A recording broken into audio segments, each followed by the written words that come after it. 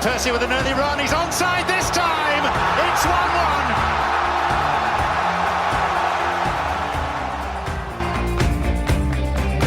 Andre Schürrle, it's 7! It's Mario Götze! What a goal! What a goal to win a World Cup! Hello there everyone and welcome to the Beermat World Cup podcast. We've been getting to you the results and the post-match analysis every single day in this World Cup, and the games are running out. I've got to shed like almost a solitary tear, not for the fact that this particular game is not necessarily the high profile one that everyone wanted England's campaign to finish on, but for the fact that quite literally there is no more of this glorious World Cup to hold on to. And well, we have the final, which the World Cup final is never a dull day, never a bad thing to have happen in our lives. Just, yeah, there's a World Cup final on. It's going to be okay. Maybe less so in 2022. We'll see how that goes. Certainly the last time we'll have a Summer World Cup for the next 8 years. So we're going to have to sort of make sure that not only just in terms of the actual football, but in terms of this podcast, we're going to have to really drink it in and make sure we savour everything, because this has been a fantastic tournament. And quite frankly, I'm making a really long intro just to save myself from getting to the fact that England finished fourth and no one really cares or cared. I'll get on to them. First thing I need to do is I need to issue an apology to Belgium and to Roberto Martinez. I've had a few occasions over the last week to think about this, and they say a week is a long time in football. In the World Cup, it really is, because you get the quarters, the semis and the final in such a short space of time. And on the back of the evidence that you have already, and then on the back of that, the sort of preconceptions that you make in your own mind. And I've gone into this tournament thinking that Belgium are basically what England used to be, which I think was a fair comparison to make. When I say what England used to be, what I mean is a team with a lot of superstars and not enough cohesion on the pitch. As the tournament went on, my preconceptions were sort of compounded by the fact that the tactics appeared to be just, I'll give it to them really good lads up front, and they sort of not stuttered. How can you stutter when you smash a side 3-0 and 5-2? So for that to reinforce my own opinions, A, shows you how stubborn football opinions can be, and B, just sort of what they were showing on the pitch as well. I mean, it's not all on me. That first half against Panama, it will be forgotten about by the most part, but when any sort of 45 minutes reinforces my opinions, I tend to think of that one rather than anything that doesn't. So this is a big climb down. As the tournament has gone on, though, they had the game against Japan where they managed to change around some substitutions, get the win. The game against Brazil, which I thought was played to perfection. For as much as they've been complaining about what happened against France, Hazard and Courtois, I've been on the receiving end of this, both as a quote-unquote player. My legendary 11-a-side career precedes me. The reputation is quite good. It's quite high. And also as a fan, when a side doesn't want to play, that's it. So it can be hugely frustrating. So I can see where Belgium's complaints came from in that regard, but I actually think France did more than that. So I feel for you, Belgium, in how they got themselves in this predicament, but at the same time, I don't necessarily agree with the negativity that they sort of went at France for when France just plays a really solid game of football. That being said, I think there have been strides made in this tournament. I think that Belgium have placed themselves very handily in terms of the next World Cup and the next sort of international tournaments, as they're not a dark horse anymore.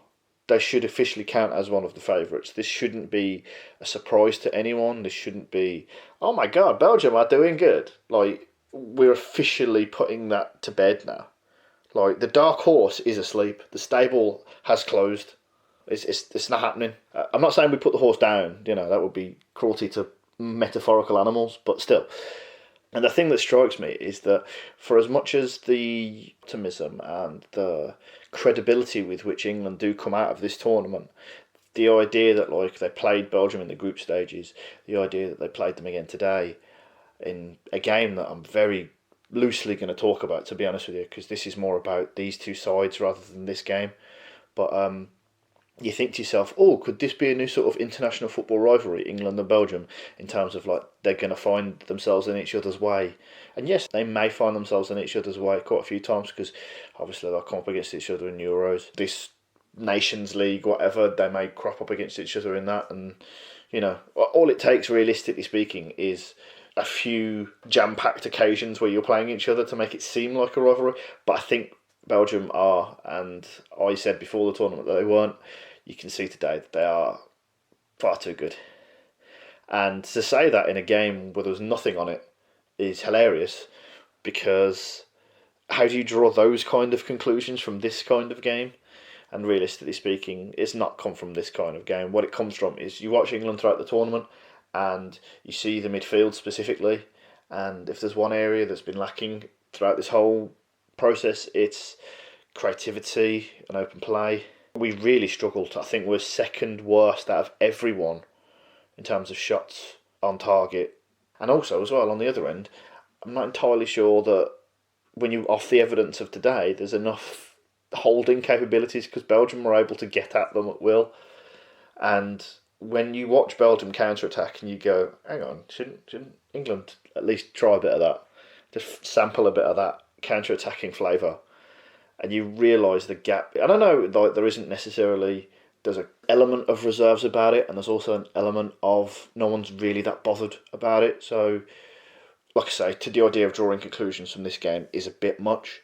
But I do think it's hard to ignore when you consider what's gone on, not just this game, but the entire tournament. And when you concede so early as well in a game like this, I mean, it could lend itself to it being a 5-goal thriller. I seem to recall Uruguay and Germany in 2010 putting on one of my favourite games ever, actually. I really enjoyed both that Germany side and that Uruguay side come together. And it gave you an idea that both of these sides were going to come again, and both of these sides were not going to be forgotten about. And like for Germany, it was 4 years too soon. For Uruguay, okay, yes, they haven't managed to ascend that mountain since. They've probably never really been that good since, but they've still been in and around the picture. They've not completely disappeared off the face of the earth. And I think for England and Belgium, I don't quite get the sense of that for both of them, for as much as everyone's looking at it. And I'm about to really put positive spin on this, so I don't know what I'm going really down on both these sides now, but the Germany side was primed. You knew 4 years' time this was going to be it for them. And maybe that's hindsight because they did do it, and maybe I do wonder in terms of the football cycle full stop in a global sense, what happens if that side has to have pressure on it for a sustained period of time, like this Belgian side, like this Croatia side that will play tomorrow, like the England sides of the past. I don't necessarily think that matters too much, but when a side is, and we're going to see it now with England, when a side is or has that tag thrust upon them, it's very easy to get carried away. And I'm about to get carried away. What I want to say is twofold. That there are good things on the horizon for both Belgium and for England. But let's just, there's still a gap here, because yes, Belgium have ascended themselves and they've risen above that tag. It's like Leicester when they won the league. Every single team that underperformed will want to do better. Every single team that didn't qualify needs to do better. Belgium have gotten this far, yes, and I'm not saying either side is lucky. There's a lot of that been flying around between England's actual performances versus results, compounded with the teams they've played and etc. And Belgium not necessarily having the same sort of criticism labelled at them, but under different circumstances. Would they have been able to do this? The last time we saw them in tournament football, they were being beaten by Wales, and this is a big sort of turnaround. This is what I feel like a important turning point for them, an important line, and they keep this squad together and then build for the future, then maybe they will actually be able to see it through, so to speak. But for England, for Belgium, for both sides, they have to worry about the ascension of everyone else that's definitely going to come running. They have to be ready with all the fruits of their labours, because everyone else is going to try and bridge that gap even harder. And to be honest with you, if you actually look at it from both a Belgian and an English perspective, it's really quite good. The crops are rising nicely, so to speak. From a Belgian perspective, You've got Tielemans, who is in and around been in this squad, and he will only get better. When he broke through and he was scoring absolute wonder goals on what's felt like a weekly basis, and he's been on the global sort of setting European football like quieter. But all that is reps. That's reps in a good league. That's reps that he will find with the Belgian squad. He's going to get better. He's going to be a good player. He's going to be part of that squad in the future, definitely. Jordan Lukaku, another one. Stoke have got a couple of lads that I've been reading about in the run-up to this podcast just to see what is on the conveyor belt, and they're hopefully going to get a chance now that they've been relegated to the Championship, so maybe we'll see someone break through in that and make a name for themselves. Carrasco, he looked fantastic. If you recall, actually, as well, he didn't necessarily have the greatest of performances. There was a 17-year-old goalkeeper who made his debut in the Champions League last year, Emilius Villar. He could... I mean, Courtois is nowhere near done yet. Courtois got ages yet, but to have someone like that next up, that's fine. And then you go to the under-21s, a couple of players stood out to me there, reading about them.